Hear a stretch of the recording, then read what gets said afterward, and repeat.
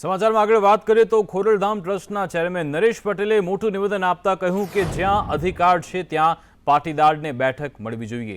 કાજલ હિન્દુસ્તાનીના નિવેદનને નરેશ પટેલે વખોડ્યું હતું। કોઈપણ સમાજની દીકરીઓના પ્રશ્ન અંગત રાખવા જોઈએ। જામનગરમાં હોસ્પિટલના ભૂમિદાન કાર્યક્રમમાં આ નિવેદન તેમણે આપ્યું હતું। પાટીદારને બેઠક મળેલી છે તે બદલ હું પક્ષનો આભાર માનું છું, કારણ કે અમારી કોશિશ હંમેશા હોય છે કે જ્યાં અધિકાર છે ત્યાં પાટીદાર બેઠક મળવી જોઈએ।